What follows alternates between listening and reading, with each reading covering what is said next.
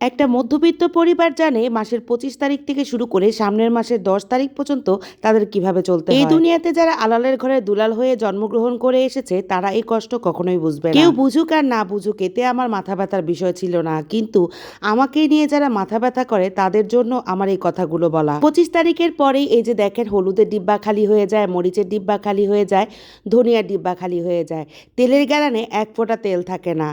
তারপরে দেখবেন পেঁয়াজ শেষ হয়ে গিয়েছে, দেখবেন আলু শেষ হয়ে গিয়েছে, ঘরের বাজারগুলো এমনভাবে শেষ হতে থাকে মনে হয় যেন কোনো কিছু এসে বাজারগুলো নিয়ে গেছে। রান্নাঘরের কথা তো বাদই দিলাম, বাথরুমে যেয়ে দেখি হুইল পাউডারও শেষ হয়ে গিয়েছে। যতটুকু ছিল পানি দিয়ে ধুয়ে মশারিগুলো ধুয়ে নিয়েছি, মশারির অবস্থা তো খুবই খারাপ ছিল, যেভাবে হোক শেষ করেছি। আর সবচেয়ে ভয়ঙ্কর কথা হচ্ছে চালের ড্রাম যদি খালি হয়ে যায় তাহলে তো মাথার কাজই করে না, কারণ চাল যদি থাকে ভাত দিয়ে নুন দিয়ে যেভাবে হোক আপনি কোনো রকম খেতে পারবেন।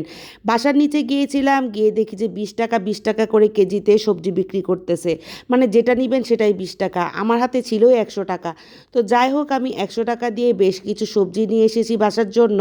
তো এখানে তো চিচিঙ্গা, তারপরে চাল কুমড়া, করলা, ধুন্দুল, মানে 5 রকমের আইটেম নিয়ে আসছি। যেহেতু 20 টাকার সবজি, ফ্রেশ সবজি তো আপনি আশা করতে পারেন না। এখানে 2-1টা পাকা সবজি ছিল, তো পাকা সবজিগুলো হচ্ছে আমি গাছের গোড়ায় দিয়ে দিব। এখানে দিলে মনে করেন যদি 2-1টা করলা গাছ হয়ে যায় তাহলে তো এখান থেকে করলা খাওয়া যাবে। আর চাল কুমড়াটা মোটামুটি বাড়তি হয়ে গিয়েছিল, মানে রান্না করা যায় কিন্তু মনে হচ্ছিল যেন মানে একটু বাড়তি বাড়তি। তো চিন্তা করলাম চাল কুমড়াটা আমি মানে মাছ দিয়ে হোক বা অন্য কোনোভাবে রান্না করব না। আর মাছ বলতে ফ্রিজে শুধু লইট্টা মাছই ছিল, আর কোনো মাছ নেই, যার কারণে চিন্তা করেছি এগুলো ভাজি করে ফেলবো।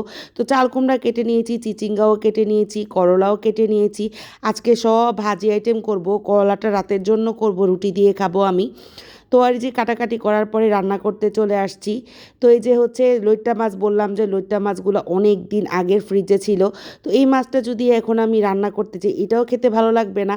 তো এই জন্য এখানে যে মাছের মশলা, হলুদের গুঁড়া, মরিচের গুঁড়া, আদা রসুন বাটা সব কিছু দিয়ে তারপরে হচ্ছে ভেজে নিব, মানে লইট্টা ফ্রাই করে নিব। তো এখানে সস দিতে যেয়ে দেখি সসও শেষ হয়ে গিয়েছে, মানে কি যে একটা অবস্থা বলে বোঝাতে পারবো না, চিনির ডিব্বাও খালি।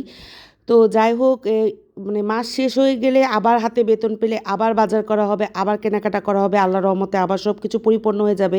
কিন্তু এই সময়টা মানে শেষের সময়টা যেতে মনে হয় যেন একেবারে অনেক সময় লাগে।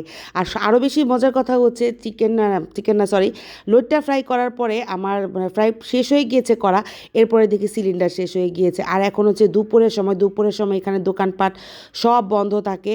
তো এই জন্য কী করলাম, না পেরেই হচ্ছে যে পাতিল কেটে যে হাঁড়িটা বানিয়েছিলাম, চুলাটা বানিয়েছিলাম আমি, ওটার মধ্যে রান্না বসিয়েছি। এখন রান্না তো শেষ করতে হবে, ঘরে যেহেতু বাচ্চা কাচ্চা আছে, দুপুরের খাবার দুপুরে খাবে, কেউ মাদ্রাসায় চলে যাবে, কেউ অফিসে চলে যাবে, ঘরের মধ্যে এরকম একটা অবস্থা। তো তারপর আমি যে লাকড়ি চুলা দিয়েই মানে পাতিলের মধ্যেই হচ্ছে এই যে লাকড়ি যেগুলো ছিল আমার গাছ লাগানোর কিছু খড়ি টড়ি ছিল, ওগুলা আমি কেটে কেটে নিয়ে তারপর রান্না বসিয়ে দিয়েছি। এরপরে হচ্ছে ঘরের পাশেই হচ্ছে একটা ছোটো জমি আছে, ওখানে একজন শাক করে। তো আমি গিয়েছিলাম শাক কিনতে যাওয়ার পরে উনি বলতেছে যে না, শাক বিক্রি করবে না। উনি বলতেছে যদি নিতে হয় তাহলে এমনি এমনি নিয়ে যান কিছু, আমি আপনাদের কাছে শাক বিক্রি করব না, মানে আমাকে ফ্রি দিতে চাচ্ছে। তো শাকগুলো দেখেন কত সুন্দর লাউ শাক হয়েছে যে বলার মতো না।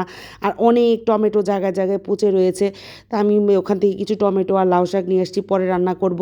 তো দুপুরে খাওয়ার জন্য সব রেডি হয়ে গিয়েছে, খাওয়া দাওয়া করব। চিচিঙ্গা ভাজি ডিম দিয়ে করেছি, চাল কুমড়া ভাজি করেছি, তারপরে হচ্ছে এই যে লইট্টা ফ্রাই, আর হচ্ছে আমার জন্য একটু শুটকি করেছি, কারণ ভাজি আমি পছন্দ করি কিন্তু মানে একটু ঝাল আইটেম কিছু না হলে ভাল লাগে না, আবার দেখা যায় ঝাল খেতেও পারি না।